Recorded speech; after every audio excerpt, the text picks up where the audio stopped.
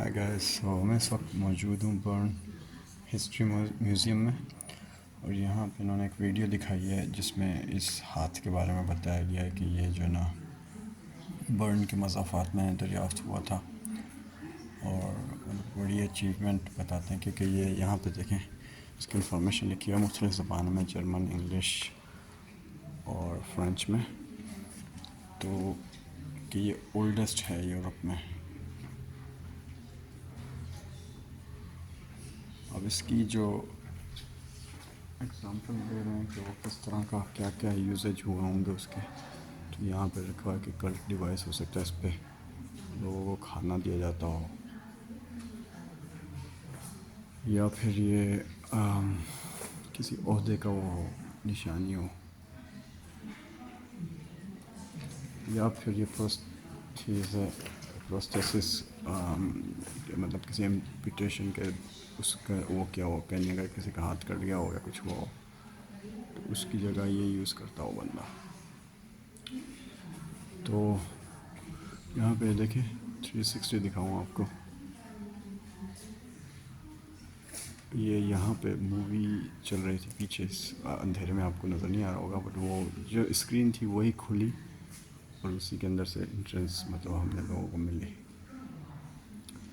तो ये है 360, एक अलग से रूम बना हुआ है और बीच में ये हाथ रखा हुआ है। उसके पीछे भी चीज़ें मिली थी उसी जगह से, बट वो इतनी उसके उनके बारे में, इन चीज़ों के बारे में इतना नहीं बताया गया। जो डॉक्यूमेंट्री थी वो जर्मन में थी। तो यहाँ पे इसकी फर्दर डिस्क्रिप्शन दी गई है कि क्यों प्रोथेसिस होगा। The king of Pells lost his own hand in a sword fight. ये देखिए,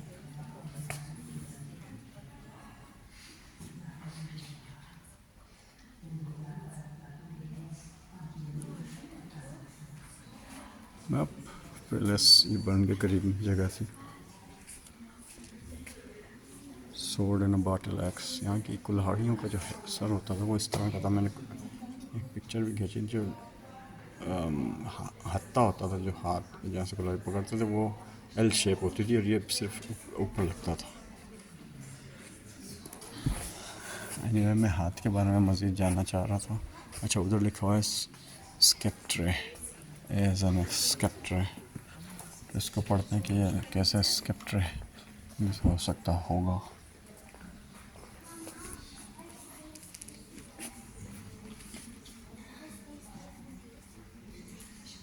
या किंग ने अपने लिए रखा होगा कि साइन ऑफ हिज पावर।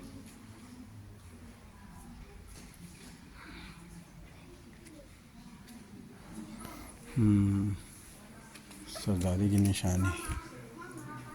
और तीसरा तो वो खाना कल्चरल होगा कि खाने वाने खिलाने के लिए।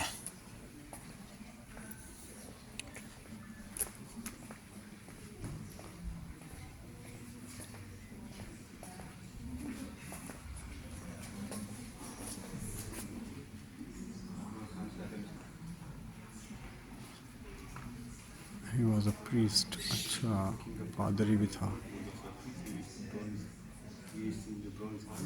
Liberation model for the local.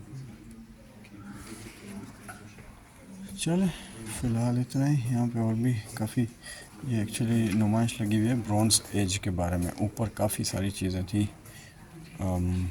कि जो कांसी का जो दौर था वो किस तरह मतलब वो हुआ, और क्या क्या वहाँ पे जो ना अपना डिस्कवरीज हुई, और कांसी क्यों यूज़ होती रही, क्योंकि ये कॉपर और टिन का मिक्सचर होता है।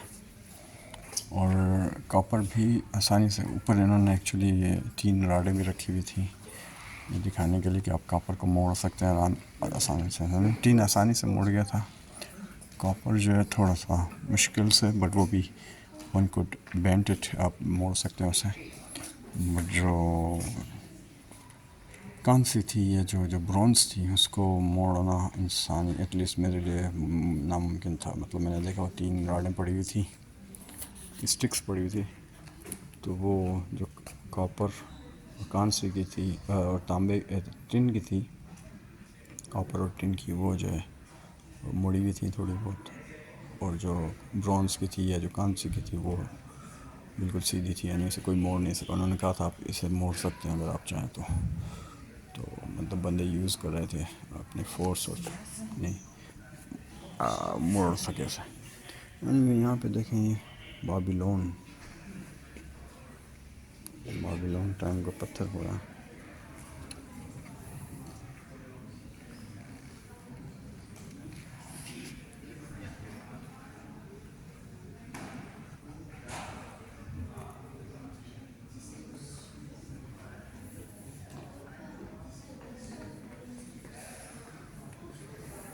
इसकी डिस्क्रिप्शन, इन चीज़ों की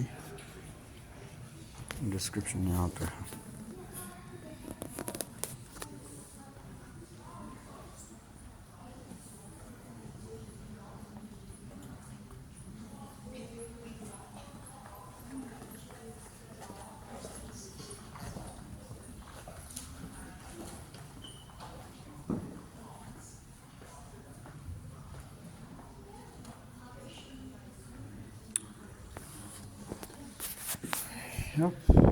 वो जस्ट क्ले का है।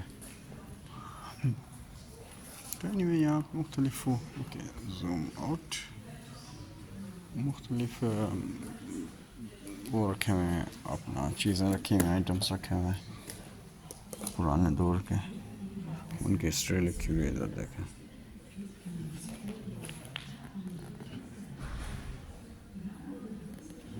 कड़े, चाकू, और ये तो ताज लग रहा।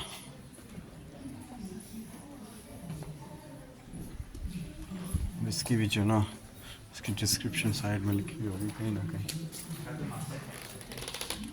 ये देखें लिखा हुआ,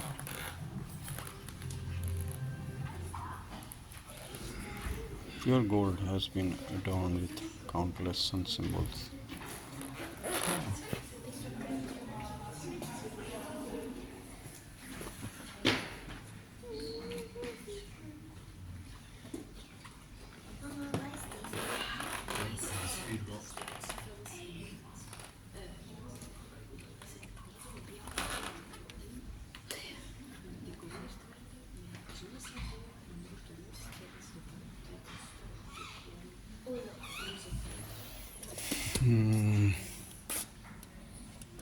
Knowledge is power.